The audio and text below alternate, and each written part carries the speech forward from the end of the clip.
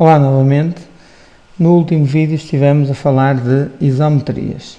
Recordamos alguns tipos básicos de isometrias, nomeadamente a translação, a rotação e a reflexão. Estes tipos de isometrias tinham sido estudados no ensino básico. Aprendemos também um tipo novo de isometria. Esse tipo novo de isometria tem o nome de reflexão deslizante e, conforme foi visto, é uma reflexão seguida de translação. Mas importa então saber para que é que fizemos este estudo das isometrias. Porque é que isso é importante, nomeadamente se nós nos propomos a fazer um estudo sobre os frisos. Bem, as isometrias são essenciais para caracterizar os frisos e por isso é que nós estivemos a rever as isometrias. Vamos então fazer uma definição de frisos para ver como é que essas isometrias vão ser utilizadas no estudo dos frisos. O que é um friso? Bem, um friso é um padrão geométrico que resulta da repetição de uma determinada figura geométrica à qual nós chamamos motivo. E o que é um motivo? Um motivo é uma figura geométrica que é utilizada para construir padrões. Bem, parece que nós estamos aqui a saltar de uma definição para a outra e acaba por ser um bocado isso. Então, para estabelecer as coisas, vamos começar por escrever o que é um motivo.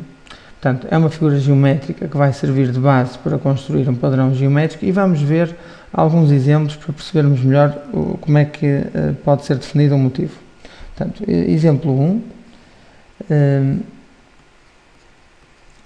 Podemos ter, eu vou pôr aqui uma grelha para ser mais simples de desenhar, podemos ter, por exemplo, este quadrado e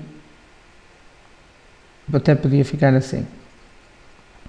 Portanto, a repetição desta figura poderia gerar um friso, se fosse sempre repetida na mesma direção. Vamos ver um outro exemplo, portanto, exemplo 2. Podemos ter um triângulo, por exemplo, assim, com este aspecto. Isto também é um exemplo de uma figura geométrica que pode ser utilizada como motivo. Um terceiro exemplo poderá ser uma figura exemplo 3, com uma forma semelhante é esta que está aqui, que faz lembrar aquele jogo popular que é o Tetris. Bem, também me faz lembrar a Batalha Naval. Bom, então até se pode colocar a questão que é, mas afinal o que é que pode ser utilizado como motivo? Bem, pode ser utilizado na realidade quase todas as figuras geométricas que nós quisermos. Qualquer figura geométrica pode ser utilizada para representar um motivo. E essa figura geométrica pode ser, por repetição, utilizada para gerar um friso. Então vamos lá ver o que é um friso. Ora, de acordo com esta definição, um friso é um padrão que resulta da repetição de um motivo ao qual é aplicada uma ou mais isometrias numa única direção. Portanto, qualquer uma destas figuras que está aqui pode ser constituída como motivo e ser utilizada para gerar um padrão geométrico ao qual nós vamos chamar de friso. Vamos ver então alguns exemplos de frisos para percebermos melhor como é que se pode construir um. Portanto, exemplo 1. Os frisos podem ser estudados em qualquer direção, vertical, horizontal, oblíqua. Nós, para facilitar o estudo, vamos utilizar sempre a direção horizontal. Para fazer a demarcação da posição do friso, é usual utilizar duas linhas, então, horizontais, uma para delimitar superiormente e outra inferiormente, a localização onde vamos representar o nosso motivo e que, por repetição, vai gerar o tal friso. Essa repetição pode ser feita tendo por base uma ou várias isometrias. Por exemplo, vamos supor que eu resolvo utilizar este padrão, que é bastante simples, para gerar este friso. Bem, eu posso ter, é evidente que essa repetição tinha que ser feita usando figuras todas geometricamente iguais. Ora, o que dizer deste friso? Bem, é um friso bastante simples e podemos pensar que foi obtido por translação desta figura ao longo do friso, mas se repararmos, também há um outro tipo de isometria que pode ser utilizado para gerar este friso,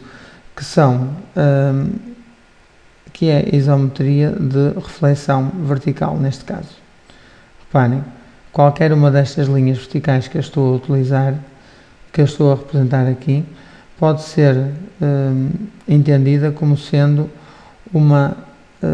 um eixo de simetria vertical que serve não só para, a partir de um motivo, gerar o próximo, como também para utilizar, vamos pôr este assim aqui que eu estou a reforçar mais. Este eixo de simetria vertical é não só eixo de simetria vertical do motivo que está imediatamente à esquerda ou à direita, mas também é eixo de simetria vertical do próprio friso. Devemos ter sempre em conta que um friso deve ser encarado como sendo uma figura infinita para ambos os lados, quer para a esquerda, quer para a direita, ou seja, não tem nem início nem fim. É tal e qual uma reta. Só que tem estes tais motivos que se repetem. Bom, vamos avançar para um exemplo 2. Exemplo 2. E vamos ver um friso diferente do anterior. Imaginemos que ele tem este aspecto. Não sei se já se aperceberam que o motivo que estou a utilizar é exatamente o mesmo, só que está mais espaçado. Então coloca-se a questão, este friso é diferente ou é igual, ou como é que é? O que é que acham? É diferente? É igual? Bem, neste caso podemos alertar para o seguinte: o tipo de isometria que é utilizado para gerar este friso é exatamente o mesmo, só que como os motivos estão mais espaçados, neste caso as retas de simetria vertical também vão estar mais espaçadas umas das outras. Portanto, o que se pode afirmar é que o friso tem aspecto diferente, mas no que diz respeito à isometria que foi utilizada para o construir, é exatamente a mesma. E, portanto, quando isso acontece, dizemos que os frisos são equivalentes, ou são iguais quanto ao tipo de isometria que foi utilizado na sua construção. Vamos ver um exemplo 3. Ora, exemplo 3, vamos supor que queremos então fazer um friso diferente dos anteriores e que vamos utilizar, neste caso, a simetria de translação. A simetria não, a isometria de translação. Seria um friso com este aspecto. O motivo que estamos a utilizar, neste caso, é um triângulo retângulo com um dos vértices sempre a apontar para a direita.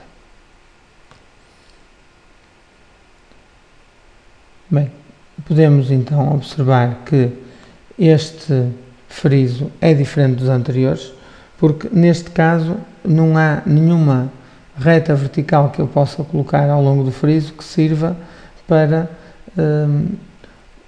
ao fim e ao cabo, construir o friso e que sirva de isometria para o próprio friso. Portanto, uma reta portanto, um eixo de simetria vertical não gerará este friso. Vamos para um exemplo 3. Ora, que outro tipo de isometrias é que foi estudado? É um exemplo 4, aliás. Que outro tipo de isometrias é que foram estudados? a rotação foi um tipo de isometria que se estudou. Então, vamos pensar no seguinte: que tipo de rotações é que são admissíveis para construir frisos? Bom, antes de mais, se eu tiver assim aqui uma figura, pode ser a mesma este triângulo retângulo. Se eu utilizar como centro de simetria este ponto, e se fizer um ângulo, vamos pensar, por exemplo, de 90 graus, o friso ia ficar com este aspecto. E reparem, se eu tivesse assim aqui um friso, e se eu pretendesse fazer um friso de direção horizontal, o que ia acontecer é que o motivo ia fugir para fora do friso, e tal não pode acontecer. Portanto, se eu quiser utilizar uma isometria de rotação, o ângulo associado a essa rotação terá que ser sempre de 180 graus. Então vejamos um exemplo disso. Vou mudar de cor para ser mais sugestivo. Então, se eu colocar assim aqui um triângulo retângulo, não ficou nada parecido com um triângulo retângulo. Se eu colocar aqui um triângulo retângulo assim, se o centro de simetria, ou de rotação, melhor dizendo, estiver nesta posição, a figura vai ficar com, o motivo vai ficar com este aspecto, que está aqui. Note-se que este ponto está aqui como auxiliar da construção, mas ele não faz parte do motivo, nem do friso. Novamente íamos ficar com um terceiro motivo assim aqui, e depois assim aqui, e isto iria repetir-se infinitamente. Uma outra coisa, se eu rodar todo o friso em torno de um destes centros de rotação, o próprio friso mantinha-se inalterável. Bem, coloca-se então a questão de quantos frisos diferentes é que nós conseguimos construir no que diz respeito ao tipo de isometria utilizada na construção desse friso. E esse tema já foi amplamente estudado, e na realidade só existem 7 tipos de frisos diferentes quando os estamos a classificar quanto ao tipo de isometria utilizada na sua construção. E são elas a translação, a simetria de eixo vertical, a simetria de reflexão horizontal com translação, a simetria de reflexão deslizante, a simetria de reflexão deslizante e vertical, a simetria de reflexão vertical e horizontal, e a translação com rotação de 180 graus. Já vimos estes 3 tipos de isometrias e de frisos diferentes que se conseguem construir.